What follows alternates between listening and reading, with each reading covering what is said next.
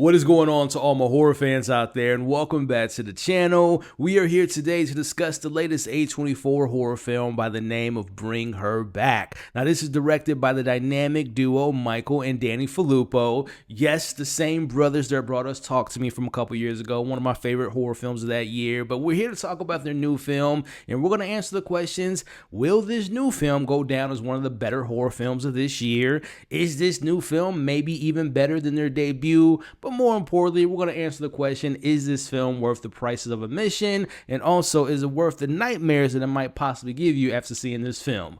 We'll be discussing that and much more in today's review of Bring Her Back. We can bring her back.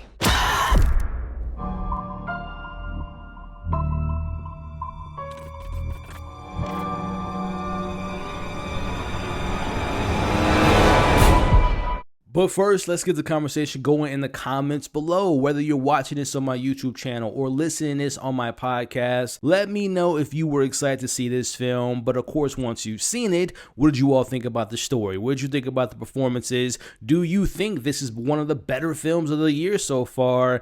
Let's talk about it all in the comment section below. So what's Bring Her Back all about? Without giving too much away, it revolves around two foster siblings, Andy and Piper, who find themselves in a secluded home of their new foster mother by the name of Linda. But beneath the surface of their seamlessly normal home lies something sinister, as they soon uncover a terrifying ritual connected to Linda, and that's where things get seriously messed up. So a couple years ago, I started doing this thing where if there's a film I'm excited for, I try to avoid the marketing as much as possible. Now, of course, there's just certain things you can't avoid with the bigger IPs, but when it comes to kind of smaller independent horror films like the one we're talking about today, I didn't watch a trailer, I didn't watch a teaser, I just knew Bring Her Back was directed by the same directors that Talk to Me, and that was enough that I needed. And of course, I saw Sally Hawkins, who I'm a fan of, saw the posters, I was already sold. So with that being said, I saw this movie a couple weeks ago at the time of this recording, so I wanted to kind of sleep on it, process my thoughts, because this is a very heavy, dense film at times, but I am going to try to be as vague as possible when it comes to talking about this film, because I want to give you all the same similar experience that I had as far as very little knowledge about what's really going on with this film, so you all can be surprised just like I was. With it all out of the way, let's talk about Bring Her Back and talk about some of the things that really stood out to me about this movie. Now, as a lifelong fan of the horror genre, I like to pay attention to who's the new kids on the block, who's the new up-and-coming director that has a unique take on the different genres or the subgenres within horror, who brings something new and fresh to the table. And as I'm talking right now, just thinking off the top, I think of someone like a Jordan Peele or Ari Aster or a Robert Eggers. And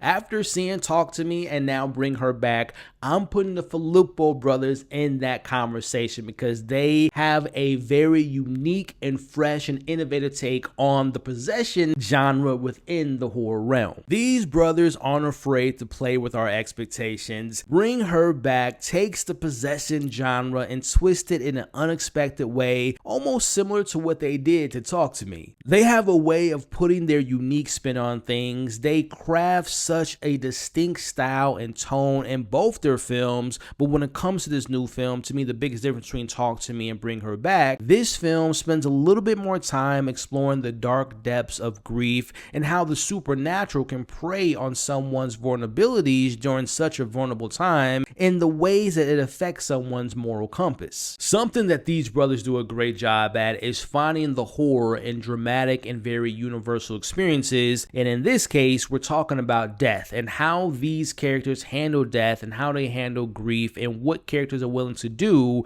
in order to see their loved ones again. Something else they're great at is capturing the unseen horror. I was on the edge of my seat the entire movie because the things we see versus what's not seen was handled perfectly. Something else they're great at is having an eye for gore. Now, if you're someone like me that likes gory moments and disturbing moments in your horror films, this movie will not disappoint. Like, I feel like the way that they tap into building suspense, building tension, because this is a little bit of a slower burn than Talk to Me. Like, this film takes its time, it develops certain things, and then the payoff really has impactful moments. So I would think of the Talk to Me type of vibe, mixed in with the kind of bleakness of Hereditary, mixed in with obviously obviously their own sensibilities and style, and that's what you get with Bring Her Back. Another thing that I really appreciate about their work is that they have no problem making you feel uncomfortable and also putting their characters in very terrible situations. But on that note, they also like to push the boundaries in cinema as far as the limits you have when it comes to kids and also animals.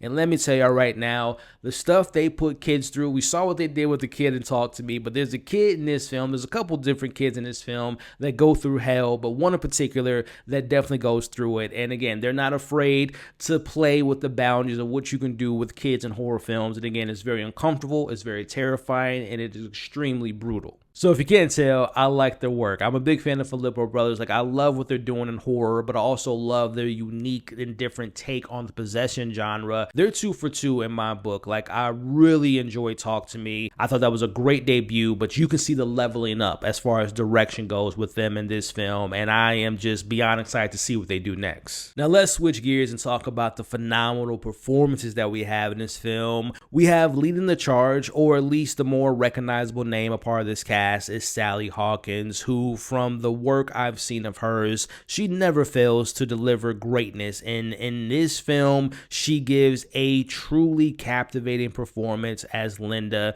showcasing a compelling duality in this character. This character, Linda, comes with a lot of baggage, to say the least. Without getting too much into the weeds, you can understand her position and what she's going through. And again, I won't give too much away here, but it's very understandable, her position, and not validating it. What she's doing isn't right, but again, you understand it. It's a very compelling, interesting character, and you just see this character who just slowly just spirals out of control. She plays both unhinged and sympathetic at times in this film with such ease, and it's just so compelling to watch her on screen. Like, she is just incredible in this movie. Again, you come to expect great things from such a great actress like Sally Hawkins, but as far as the younger cast goes, who were mostly newcomers in my eyes, I was so surprised by the performances. Starting off with Andy, who's a 17-year-old who is the older stepbrother of our character by the name of Piper. He's very protective over his stepsister, but he also has a dark past, which can make things difficult for him at points in his story. He is essentially our point of entry in a lot of the more sinister discoveries that are found later on in this film,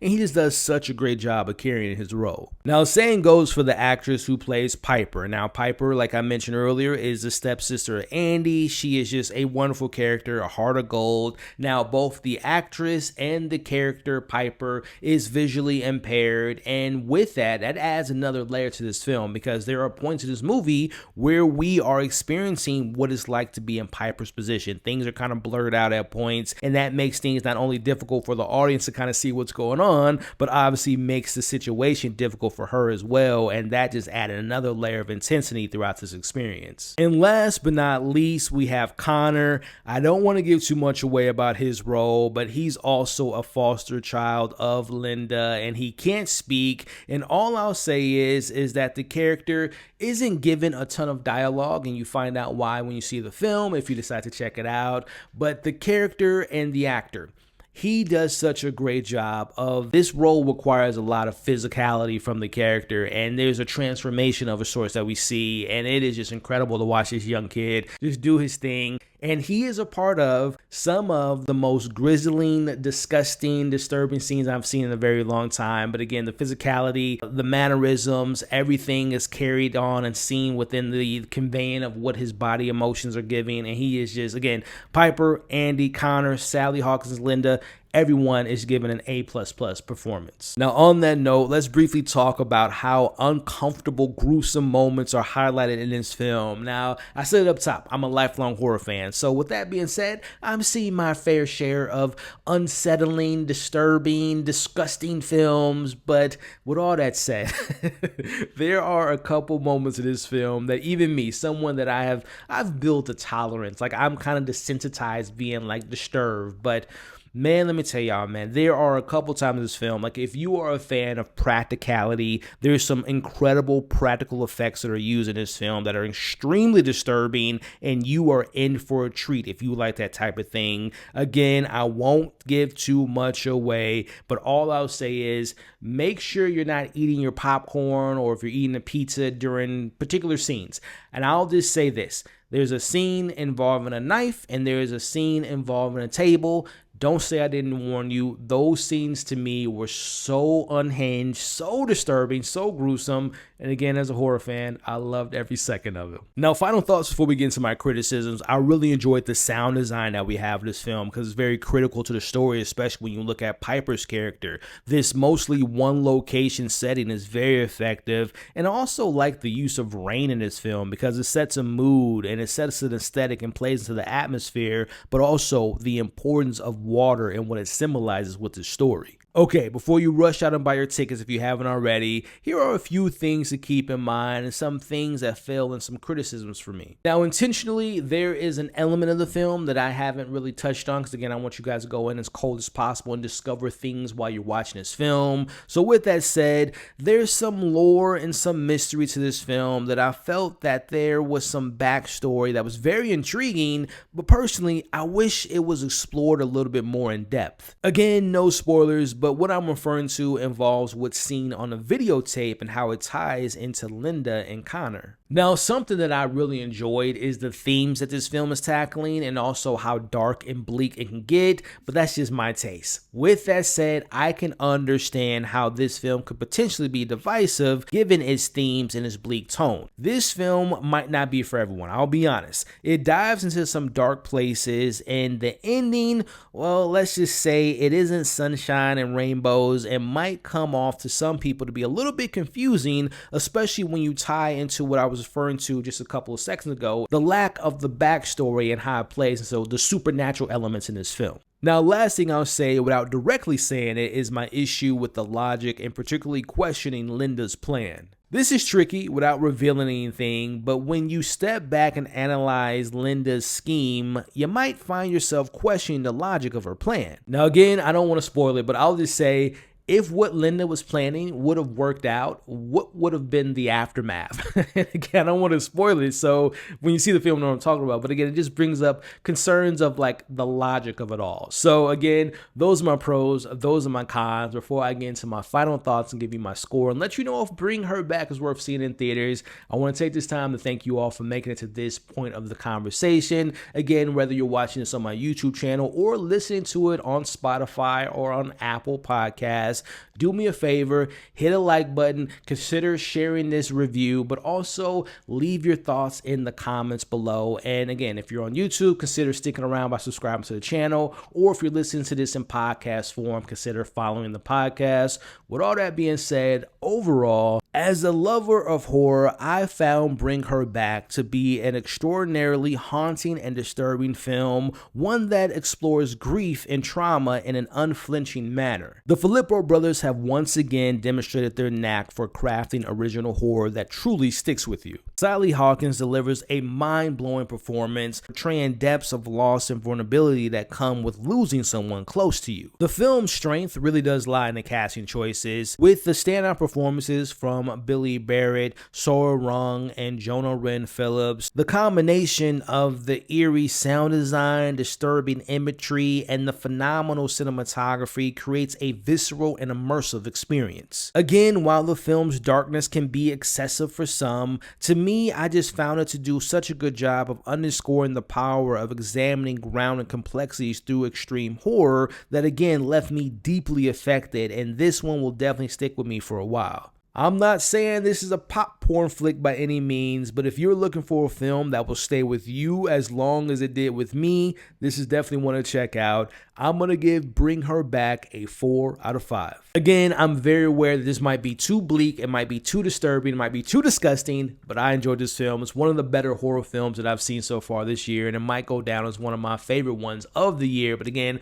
we still got some time to sort out that list, but I really enjoyed this film, and I highly recommend you all check it out, and I plan on doing maybe another video diving deeper into the themes and the allegories, and of course talking about that very maybe controversial ending, but keep an eye out for that. But again, that's my thoughts on this film. Very recommended. But now it is time to let me know what you all thought of it once you've seen it in theaters, or if you're watching it 6 months or a year from now, if you saw it at home. Did you like it? Did you love it? Did you hate it? What worked? What didn't work? What you think about the performances, the direction? Which film do you like more? Talk to me or Bring Her Back. Let Let's talk about it all in the comments below. Thank you all again for either watching or listening to my breakdown.